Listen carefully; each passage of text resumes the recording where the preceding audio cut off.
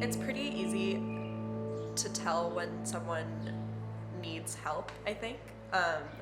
And so many times we're sort of programmed to walk right by and not engage or not say anything because it doesn't seem polite or the right thing to do. Like you're kind of calling someone out on being too drunk.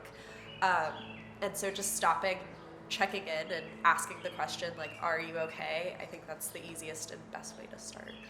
College is a super social place, and like looking out for social cues with your friends is really important and part of being a responsible friend, at least to me.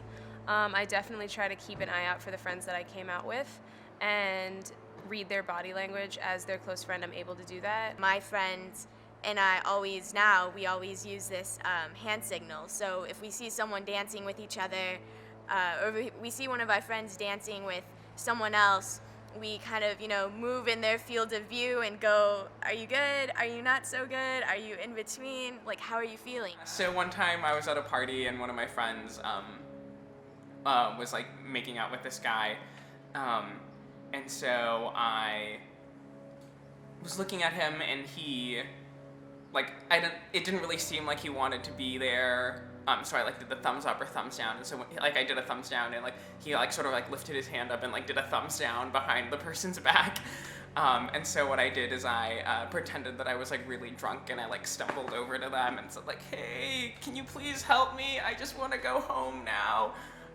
And so my friend like sort of like grabbed me and was like, "Okay, well, we'll take you home." And so we like left the party and like everything was fine. So it was like a good, like easy way. And the other person like understood why my friend had to leave. And so it's just like a really like non-escalatory way of sort of like getting my friend out of that situation. What I think that has been really great in terms of the bystander effect that we teach about here at Brown is that it helps you be better able to read social cues of people you may not know. Everyone can do something. I mean, from simple things like the little things that I do, like dancing. If you see someone isn't comfortable, you can just go and interrupt the situation with a silly dance.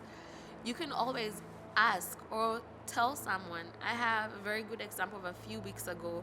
My friend, she saw some girl being kind of pushed into going home with a guy.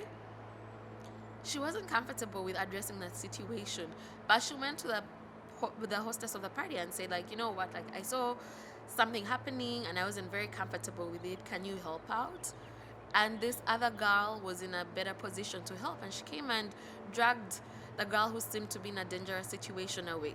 So you can always do something, either by actively stopping the situation, like creating a distraction, or even telling someone who you think will be bolder enough to address what's happening.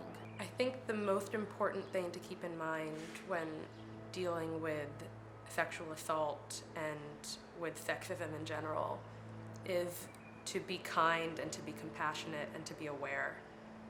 It's very important to be aware of situations when things are not quite going how they should be, where people's well-being is threatened or where people's safety or health is threatened.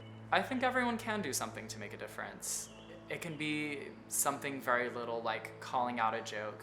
It can be something much, much bigger, like going to rallies or volunteering a lot of your time towards resources for people who have experienced sexual violence. I think that by understanding that boundaries can be drawn at any time and that it's never too late to say no, and that no means no and it should always be respected is a huge first step. And I feel like if we establish that common ground, then we can build and become more and more proactive and hopefully address this issue. We have to be respectful of each other's story, whether we know it or not. And by refraining from using homophobic jokes, sexist remarks, rape jokes, from abstaining from that, we can definitely start building this community of trust and of respect and mutual appreciation for one another. So care about yourself by educating yourself and knowing what you can do. Care about your friends by educating them. And once you touch those people around you and work with yourself, you're going to start being able to affect change in your own community, no matter how big it is. If you're one friend group with, 10, 15 friends, and every one of you takes it really seriously, you're going to go to innumerable parties and houses over the course of your time at Brown, and you're going to be able to make a difference. You really are, because we all see this stuff. And once you know what to do, once you know what you can do to establish it is not okay, to help out your friends, to help out other people you don't know, you can make a really big difference just by maintaining the social standards of your own small social group and then your larger community. And at the end of the day, like, we all go to this school together. We may be strangers, but we're not really strangers. We're part of a community, and part of a community is watching out for each other.